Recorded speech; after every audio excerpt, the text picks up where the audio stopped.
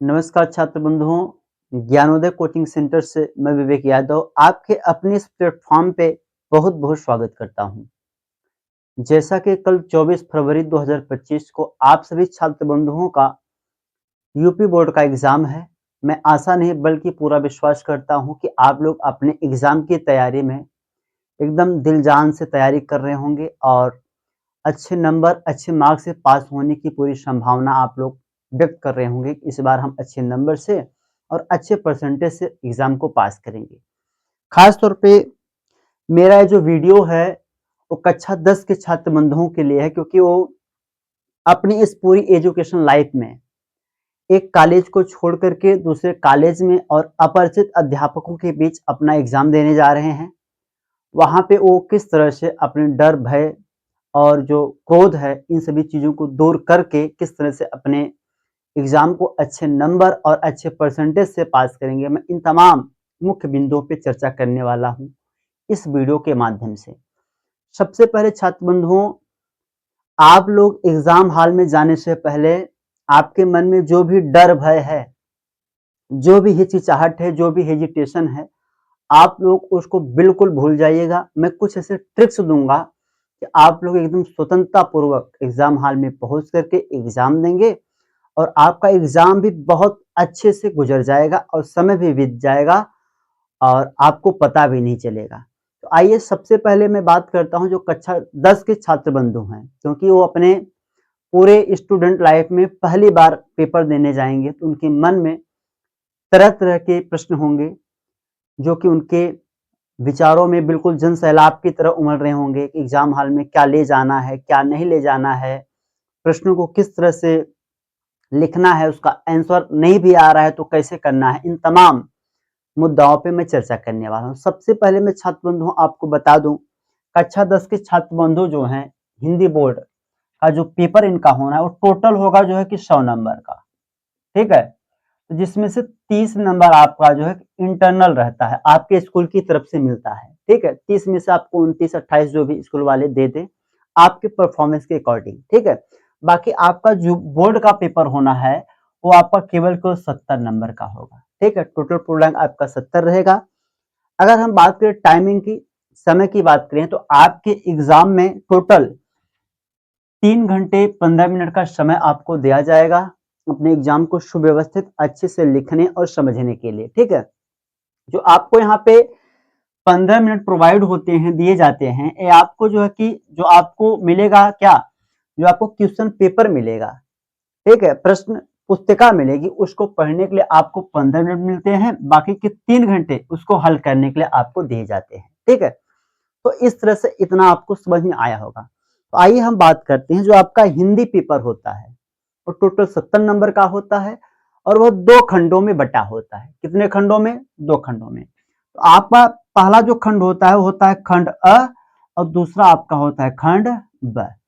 ठीक है, तो खंड अ आपका जो है कि 20 नंबर का होता है और खंड ब आपका जो है कि 50 नंबर का होता है। इसको जोड़ने पे 50 20 70 आपके टोटल पूर्णांक यहाँ पे इंक्लूड किए गए हैं। ठीक है, तो सबसे पहले जो आपका खंड अ होगा, ठीक है, खंड अ में कुल 20 क्वेश्चन रहेंगे जो कि बहुविकल्पी रहेंगे, अर्थात एक प्रश्न पूछेगा उसमें 4 विकल्प दिए रहेंगे और चारों विकल्प में से किसी एक का उत्तर आपको देना होता है।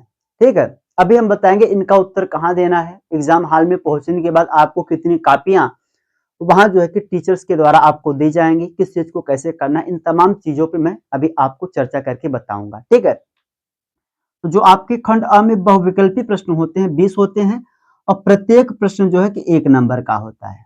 ठीक है, इन बहुविकल्पी प्रश्नों का उत्तर जो है कि आपको 3 कॉपियां मिलेंगी। अभी एक बार फिर से बता दूं आपको 3 कॉपियां एग्जाम हॉल में मिलेंगी। पहली कॉपी आपको मिलेगी ओएमआर शीट कॉपी, ठीक है, जिसमें आपको बहुविकल्पी प्रश्नों के उत्तर देने होंगे।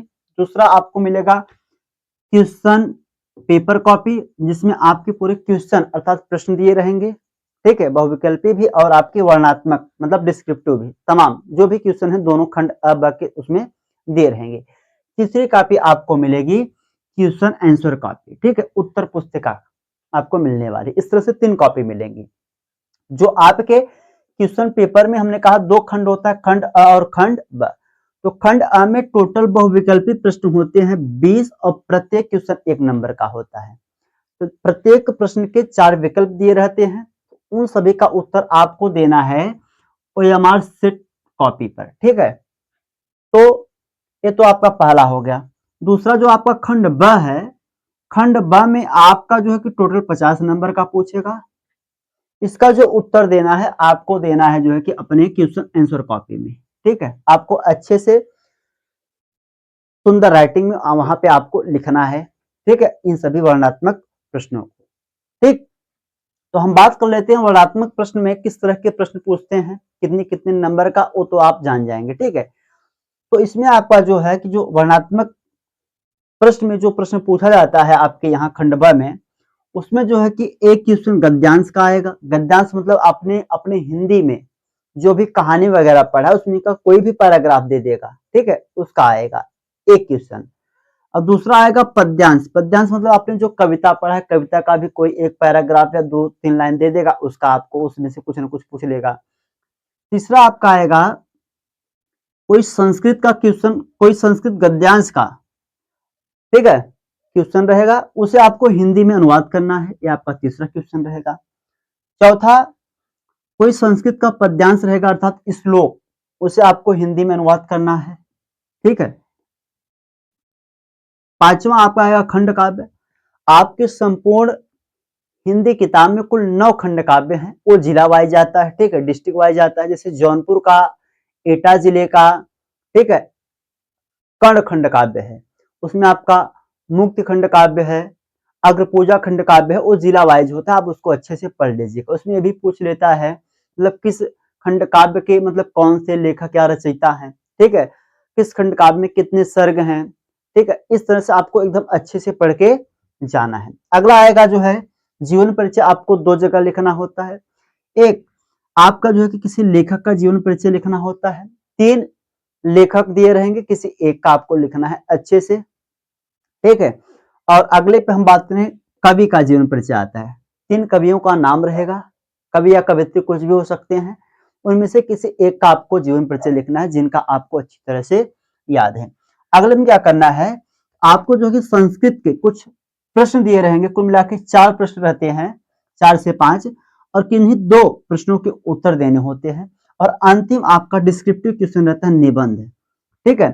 4 प्रश्न रहेंगे जिसपे मतलब 4 निबंध में 4 निबंध पूछता है, किसी एक का आपको अच्छे से निबंध लिखना होता है किसी एक टॉपिक पे, ठीक है। इस तरह से आपका पूरा जो है कि क्वेश्चन पेपर हिंदी का होता है।